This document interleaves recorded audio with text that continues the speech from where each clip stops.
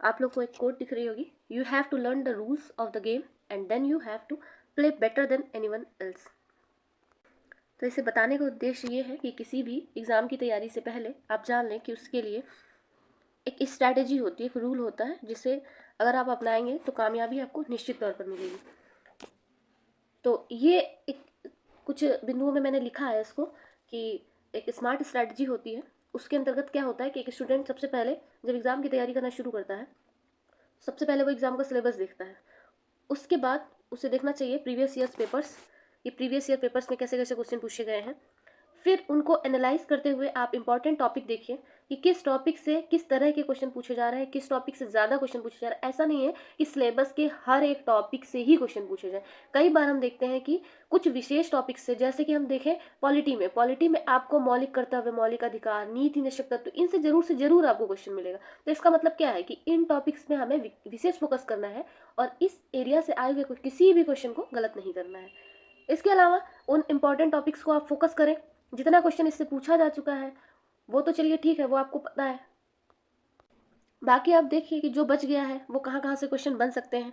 देखिए, जो मेरा अपना अनुभव रहा है वो ये रहा है कि देखिए, नए क्वेश्चन जो हैं वो सभी एस्पिरेंट्स के लिए नए ही होते हैं, नए सबके लिए नए होते हैं। लेकिन लीड कहाँ मिलती है? लीड यहाँ मिलती है कि आप जब प्रीवियस ईयर पेपर के प्रश्न गलत नहीं करते हो, कोई प्रश्न आप प्रीवियस ईयर पेपर का आए और आपने एक भी क्वेश्चन नहीं गलत किया, तो इसका मतलब है कि आप यहाँ से भले ही कुछ क्वेश्चन गलत कर दो, कोई दिक्कत नहीं है, लेकिन आप यहाँ से अगर कोई क्वेश्चन नहीं गलत करते हो तो इसका मतलब है कि आपकी तैयारी जो है वो सही दिशा में जा रही है। अपने इसी उद्देश्य से आगे बढ़ेंगे और देखते हैं, एक टॉपिक है गवर्नर जनरल वाला, जिससे लगभग हर एग्ज़ाम में क्वेश्चन पूछे जाते हैं।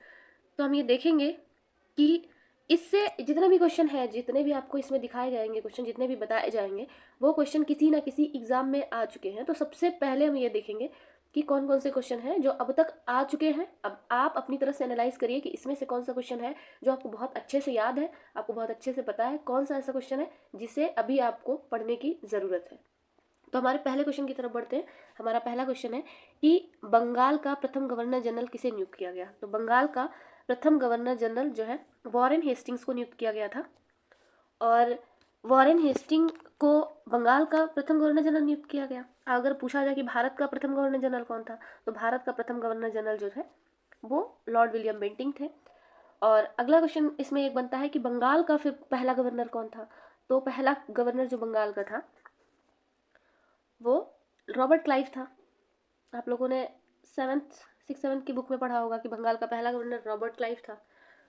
अब इसमें क्या है कि देखिए, नाम, पद का नाम बदलता रहेगा, लेकिन सबका उद्देश्य एक ही है कि कैसे साम्राज्य को, कैसे ब्रिटिश साम्राज्य को मजबूत किया जाए। और इस क्रम में उन्होंने कुछ स्ट्रैटेजी अपनाई, कुछ नियम बनाए। तो उसके बारे में हम पढ़ेंगे कि किसने, किस गवर्नर जनरल का क्या योगदान रहा है, क्या उन्होंने कार्य किए हैं। इसी क्रम में देखते हैं कि कलकत्ता में एशियाटिक सोसाइटी की स्थापना के समय बंगाल का गवर्नर जनरल कौन था? तो कलकत्ता में एशियाटिक सोसाइटी की स्थापना के समय वॉरेन हेस्टिंग था, क्योंकि वॉरेन हेस्टिंग का कार्यकाल आप लोग याद रखिए 1774 से 1785 ईस्वी तक था, और 1784 ईस्वी में एशियाटिक सोसाइटी की स्थापना की। अगला क्वेश्चन है कि ring of fence, ring of fence को सुरक्षा प्रकोष्ठ भी कहा जाता है, घेरे की नीति भी कहा जाता है। तो इसे अपनाने वाला कौन सा गवर्नर जनरल था? तो गवर्नर जनरल का नाम पहले देखें, वॉरेन हेस्टिंग्स था। बात यह है कि जब साम्राज्य की स्थापना हुई, साम्राज्य बना, तो ये देखा गया कि कहीं आसपास के जो रियासतें हैं, आसपास के राज्य हैं, कहीं ब्रिटिश साम्राज्य को नुकसान ना पहुंचाए किसी तरीके का। तो इसके लिए उन्होंने विभिन्न प्रकार की स्ट्रेटजी अपनाई जिससे इनको कंट्रोल किया जा सके, जिससे इन पर किसी न किसी तरीके से अपना नियंत्रण स्थापित किया जा सके। तो इसी क्रम में पहली नीति जो बनाई गई थी उसको वॉरेन हेस्टिंग ने शुरू किया था।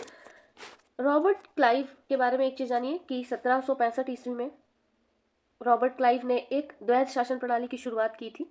1765 में बक्सर के युद्ध के तुरंत बाद इसकी शुरुआत हुई थी।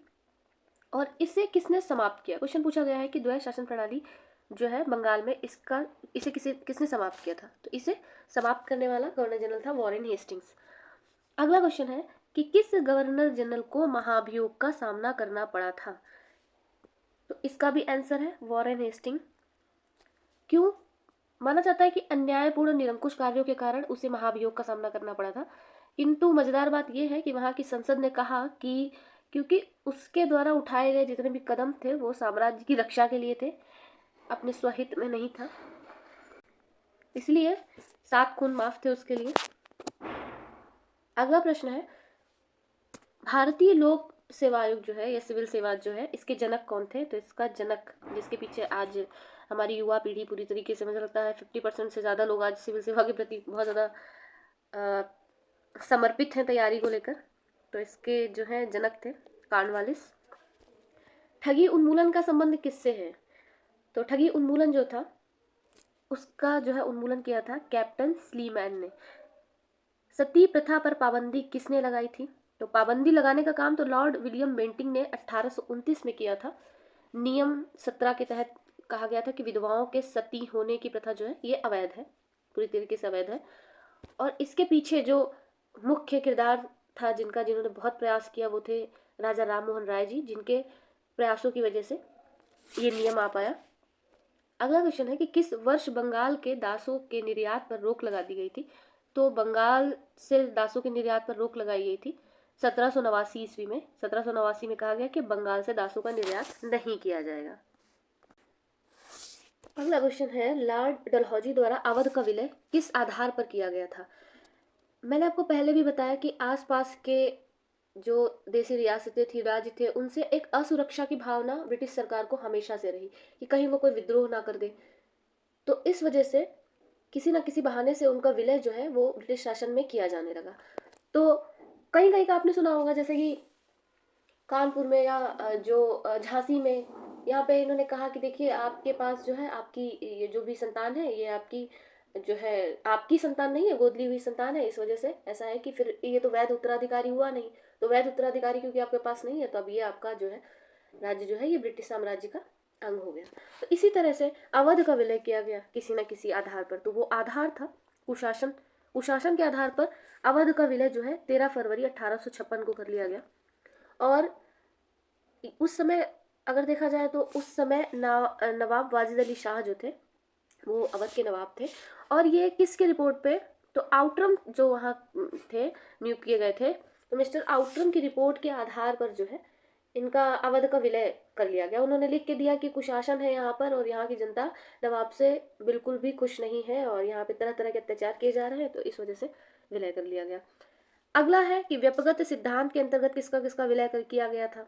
तो ये सभी आपको याद रखने हैं, जिसमें पहला था सतारा 1848, जैतपुर संभलपुर 1849, बघाट 1850, उदयपुर 1852, झांसी और नागपुर 1854। करौली आप लोग याद रखिए, इंपॉर्टेंट है क्योंकि करौली के बारे में है कि 1855 में इसका विलय कर लिया गया था, लेकिन इसको बाद में वापस कर दिया गया था। किस गवर्नर जनरल का वास्तविक नाम जो है ये था जेम्स एंड्रूज रैमजे, तो डलहौजी का नाम था ये। किस गवर्नर जनरल के काल में सिंध को ब्रिटिश साम्राज्य में मिला लिया गया था? तो गवर्नर जनरल उस समय थे एलन बरो और इनका कार्यकाल था 1842 से 1844। और 1843 में सिंध की विजय जो हुई थी उस समय लॉर्ड एलन बरो ही थे और इसी समय सिंध को ब्रिटिश साम्राज्य में मिला लिया गया था। सिक्किम को जैसे विलय किया गया, तो सिक्किम को किस समय किसके शासनकाल में विलय किया गया? तो लॉर्ड डलहौजी के काल में इसका विलय हुआ था। और बता दें कि इसकी एक स्टोरी है कि कहा गया कि क्योंकि वहाँ 2 डॉक्टर थे और 2 डॉक्टरों के साथ वहाँ के राजा ने बहुत ही अभद्र व्यवहार किया और इस वजह से इसको जो है ब्रिटिश साम्राज्य में मिला लिया जाएगा। प्रथम रेलवे लाइन जो है किस गवर्नर के समय बिछाई गई? तो लॉर्ड डलहौजी। अब ये मत समझिएगा कि लोग बहुत अच्छे थे इस वजह से, नहीं भाई, ये उनकी अपनी आवश्यकता के अनुसार वो सब काम कर रहे थे, तो इस वजह से उन्होंने रेलवे का कंसेप्ट जो लेके आए थे, आप लोग पढ़ेंगे ड्रेन ऑफ वेल्थ थ्योरी में, तो वो कंसेप्ट आपको समझ में आएगा कि क्यों आई थी रेलवे। तो बम्बई ठाणे के बीच में चलाई गई थी ये रेलवे लाइन जो है, बिछाई गई थी 1853 ईस्वी में। महारानी विक्टोरिया को भारत की साम्राज्य कब घोषित कर दिया गया? तो राजसी उपाधि अधिनियम एक आया था 1876 में। इस अधिनियम के तहत जो है महारानी विक्टोरिया को 1877 में जो है दिल्ली दरबार में ये भारत की साम्राज्य घोषित कर दिया गया। अगर आप पूरा अच्छे से पढ़ेंगे तो आपको समझ में आएगा कि एक कंपनी आई थी, उस समय तक कोई दखल अंदाजी नहीं थी, लेकिन जैसे जैसे ब्रिटिशर्स ने देखा वहाँ के जो राजनीतिक करता धरता थे, वहाँ के जो राजसी परिवार से थे, जैसे जैसे उन्होंने देखा कि अच्छा यहाँ तो फायदा बढ़ रहा है, तो उन्होंने धीरे धीरे करके नए नए अधिनियम नियम ला के इसे पूरी तरीके से कंट्रोल करने की कोशिश की। अगला क्वेश्चन है कि किस गवर्नर जनरल ने भारत में दास प्रथा को समाप्त किया था? तो दास प्रथा को समाप्त करने वाले थे लॉर्ड एलन 1843 एक्ट 5 के द्वारा जो है भारत के तत्कालीन गवर्नर जनरल जो थे लॉर्ड एलन इन्होंने दास प्रथा का उन्मूलन किया था। स्थायी बंदोबस्त किसके शासनकाल में प्रारंभ किया गया था? तो 1793 ईस्वी में इसे लागू किया था, लॉर्ड कॉर्नवालिस ने इसको लागू किया था। स्थायी बंदोबस्त बेसिकली जमीन से रिलेटेड समझौता था, उसे डिटेल में पढ़ेंगे तो समझ में आएगा आपको। चतुराईपूर्ण निष्क्रियता की नीति का संबंध किससे है? आपको दो नीतियां समझने की जरूरत है, ये आंग्ल और अफगान संदर्भ में है। अफगानिस्तान के प्रति ये दोनों नीतियां थी। सबसे पहली थी चतुराईपूर्ण निष्क्रियता की नीति, मतलब कहने का मतलब है कि निष्क्रिय इसलिए नहीं है कि हम कुछ कर नहीं पा रहे, निष्क्रिय इसलिए है कि उस समय की परिस्थितियां ऐसी हैं कि हम खुल के जो है अफगानिस्तान पे आक्रमण नहीं कर सकते हैं। तो ये कहा गया कि मतलब पॉलिसी ऑफ मास्टरली इनएक्टिविटी, तो ये था कुशल अकर्मण्यता की नीति, इसको अपनाया था जॉन लॉरेंस ने। लेकिन जैसे जैसे परिस्थितियां बदली अफगानिस्तान के प्रति, फिर उन्होंने तुरंत नीति अपनाई, वो थी अग्रगामी नीति या फॉरवर्ड नीति। ये थी लॉर्ड लिटन के द्वारा अपनाई गई थी, और ये 1876 ईस्वी में। अफगानिस्तान के प्रति ये दो नीतियां थी, तो ये याद कर लीजिए कि जो चतुराई वाली नीति थी, चतुराई पूर्ण निष्क्रियता, वो जॉन लॉरेंस की थी। जो अग्रगामी नीति थी वो लॉर्ड लिटन की थी। ये जो लगभग हर एग्जाम में पूछे जाने वाला, मतलब मुझे लगता है कि सारे एग्जामिनर्स का बहुत ही फेवरेट क्वेश्चन है कि भारत में अंग्रेजों के समय में प्रथम जनगणना जो है ये किसके कार्यकाल में हुई? तो ये लॉर्ड मेयो के काल में हुई थी, और प्रथम जनगणना 1772 ईस्वी में हुई थी, लेकिन वो रेगुलर जनगणना नहीं थी। रिपन के काल में 1881 से नियमित जनगणना शुरू हुई, मतलब 1872 में जो है मेयो के समय ये शुरू हुई थी, लेकिन ये रेगुलर नहीं थी। अगर रेगुलर कहा जाए तो रेगुलर जो थी वो लॉर्ड रिपन के शासनकाल में शुरू हुई थी। अगला क्वेश्चन है कि किस वायसराय की हत्या उसके कार्यकाल में ही कर दी गई थी? तो लॉर्ड मेयो ऐसे वायसराय थे जिनकी हत्या जो है उनके कार्यकाल में की गई थी। ये अंडमान निकोबार भ्रमण के दौरान जो है एक कैदी के द्वारा इनकी हत्या कर दी गई थी। भारत में स्थानीय स्वशासन की शुरुआत किसने? तो लॉर्ड रिपन के द्वारा किया गया, और इनको जो है स्थानीय स्वशासन का जनक भी माना जाता है। कब किया गया? 1882 ईस्वी में। अगला क्वेश्चन हमारा है कि पुरातत्व सर्वेक्षण की स्थापना किसके शासनकाल में हुई? तो पुरातत्व से विशेष लगाव जो रहा वो लॉर्ड कर्जन को रहा, और इन्होंने जो है भारत में पुरातत्व सर्वेक्षण संबंधी अगर सबसे पहली देखा जाए तो वॉरेन हेस्टिंग के समय 1784 ईस्वी में जो है विलियम जोन्स द्वारा एशियाटिक सोसाइटी की स्थापना कर दी गई थी। कर्जन के काल में अगर देखा जाए तो कर्जन ने 1901 ईस्वी में भारतीय पुरातत्व जो एएसआई था इसको पूरी तरीके से सेंट्रलाइज कर दिया, एकीकृत कर दिया, और इसका जो महानिदेशक नियुक्त किया गया था वो जॉन मार्शल को नियुक्त किया गया था। तो दोनों चीज़ें याद करने की ज़रूरत है पुरातत्व के संदर्भ में। हमारा अगला क्वेश्चन है कि प्राचीन स्मारक संरक्षण एक्ट किस गवर्नर जनरल के कार्यकाल में पारित हुआ था? मैंने आपको बताया कि इनका विशेष लगाव था कर्जन जी का। तो प्राचीन स्मारक संरक्षण अधिनियम 1904 के द्वारा लॉर्ड कर्जन ने भारत में पहली बार ऐतिहासिक इमारतों की सुरक्षा के लिए और मरम्मत के लिए इन्होंने 50,000 पाउंड की जो है धनराशि आवंटित की थी। कर्जन से रिलेटेड एक और क्वेश्चन है कि कर्जन के प्रशासन की तुलना औरंगजेब से किस राजनीतिज्ञ ने की है? तो गोपाल कृष्ण गोखले ने इनको औरंगजेब से इनकी तुलना की है। इंपीरियल कैडेट कॉर्प्स की स्थापना किसके द्वारा की गई? तो इसकी स्थापना भी लॉर्ड कर्जन के द्वारा की गई, और इसकी स्थापना का उद्देश्य था कि जो उस समय देसी रियासतों के जो राजकुमार होते थे, सामंतों के बच्चे होते थे, बेटे होते थे, उनको सैनिक शिक्षा प्रदान करना। तो आज के वीडियो में बस इतना ही। अगर आप लोगों को ये वीडियो कहीं से भी लाभकारी लग रहे हो तो प्लीज़ इसे लाइक करें, शेयर करें, मेरे चैनल सब्सक्राइब करें, हमें सपोर्ट करें। Thank you so much.